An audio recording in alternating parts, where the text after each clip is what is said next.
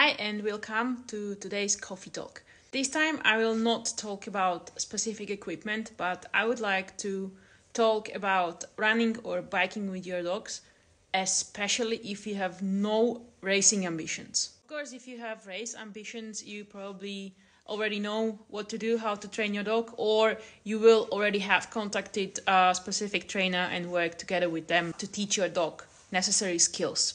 Why I would like to address this issue, especially if you have no race ambitions. I am a bit concerned about how many of my customers do not realize the risks if you are going for a run or for a bike with a dog who does not have basic skills for pulling and is very high pull motivated, or it's in general a high energy driven dog.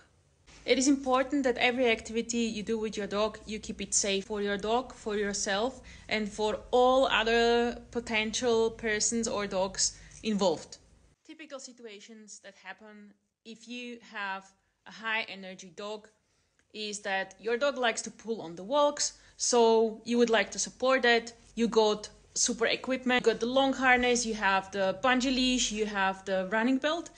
Right on the next day when you bought it, you take your dog, you want to go for a run and it doesn't work. Your dog does not pull, or they pull but they keep turning around and asking like, hey, what do you want me to do?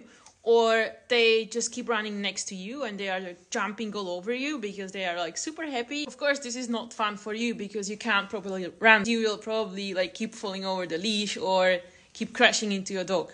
And you ask yourself, okay, but usually my dog pulls like crazy and now they don't. Like, why? Because your dog does not know what to do. You did not teach it to your dog, you didn't explain. Another possible situation is that you adopted a dog from a dog shelter, or you generally have a dog who is not so well trained or well behaved yet. You would like to make this dog tired. So again, you get the right equipment, let's say this time for biking. You get the bike antenna, you get the bungee leash, you get the long harness, and you want to go and try biking. So what probably happened is that you wanted to go for a ride with a bike and your dog saw another person with a dog across the street, or they saw a deer running across your trail. Best case, you could use the brakes and nothing happened. Worst case, you fell off the bike, hopefully no injuries involved. Be fair to your dog and teach them what you expect them to do. If you want to go running or biking with your dog and do it safely, first thing, you need to teach them focus forward. Second thing, you need to teach them a proper start line or line out, as the machine people like to call it. If you are already active with your dog in some other sport, you will probably have a really good idea how your dog learns, and you will be able to teach this to them pretty quickly. If you have no idea how to do it, find a specialized canicross trainer in your area, and I'm sure they will show you in a few lessons how to master these basic skills with your dog, even if you have no racing ambition. I will link you some of the trainers I know and I follow below in the captions, so hopefully this will help.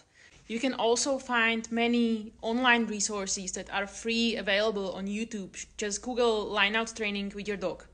And if you think that you can start running or biking with your dog, even with all these basic skills, yes, it is possible, no question at all. But if you have a super motivated and high energy driven dog, this will probably not be the case.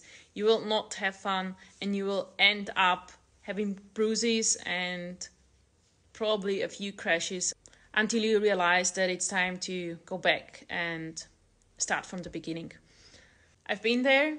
I got the bruises, I got the crashes, and trust me, it's not a good situation if you want to go for a bike and with one hand you are holding the bike and praying that the dog will not start without you, and at the same time you're just trying to position yourself somehow for the start. Or if you are having so much fun that someday you decide you have racing ambitions and you want to go and give it a try, but your dog does not have the necessary skills to go for a race.